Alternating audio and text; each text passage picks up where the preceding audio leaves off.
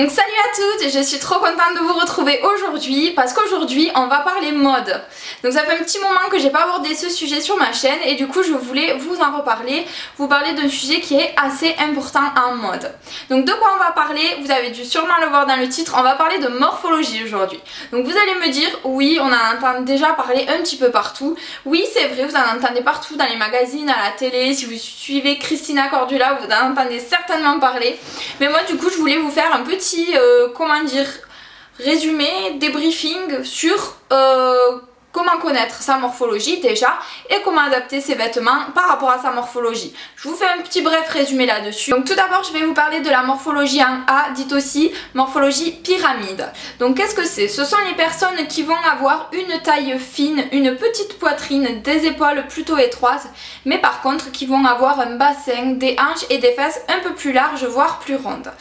Dans ce cas-là, qu'est-ce qu'il faut faire? Alors il faut tout simplement apporter du volume sur le haut du corps pour compenser le déséquilibre. Donc quel vêtement on va privilégier?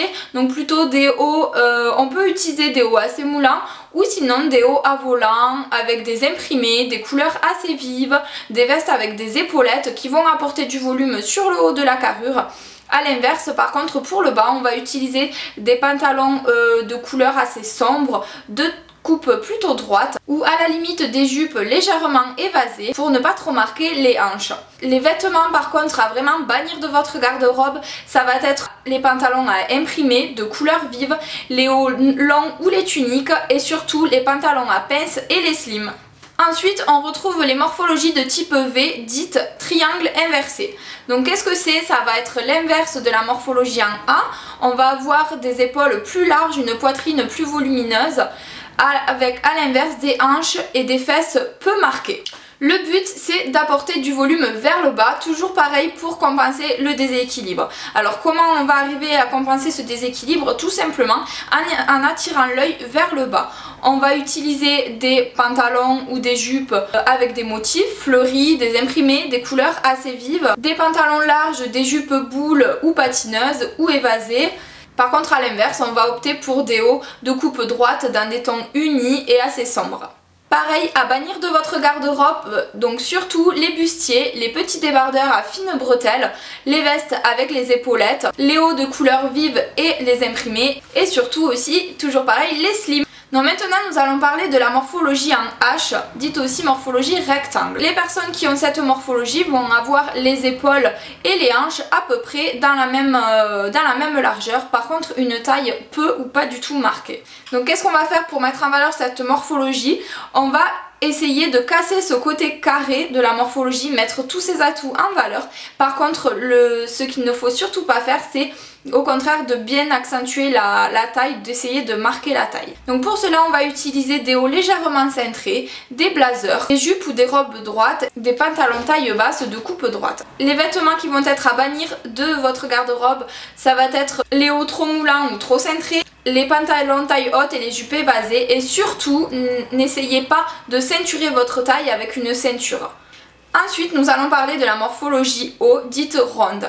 Donc les personnes qui vont être dans cette morphologie vont avoir une silhouette plutôt ronde avec des épaules et des hanches assez volumineuses, une poitrine également généreuse. Le but est d'équilibrer la silhouette. Donc pour cela on va utiliser des hauts de coupe droite, des décolletés pour dégager la poitrine, également des blazers qui mettront en valeur votre silhouette. On va opter pour des pantalons bootcut, des jupes midi et des jupes trapèzes et aussi vous pouvez vous amuser en utilisant des gros accessoires.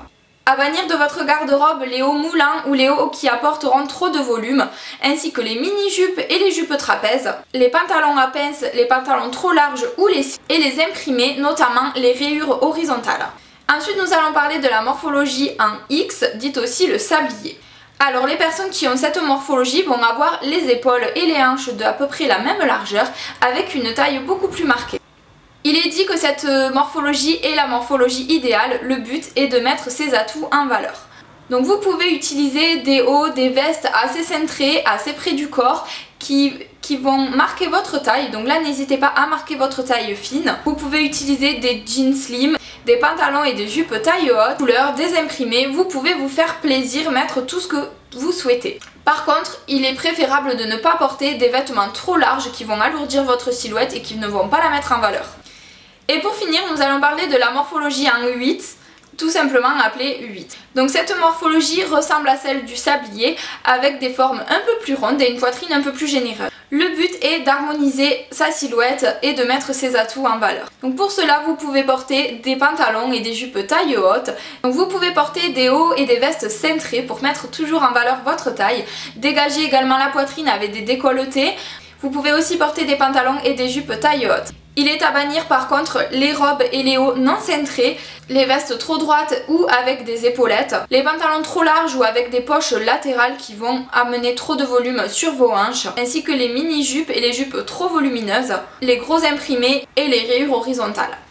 Donc voilà les filles, je vous ai fait un bref résumé de tout ce qu'il faut porter par rapport à sa morphologie. N'hésitez pas à me poser vos questions en commentaire, je me ferai un plaisir d'y répondre.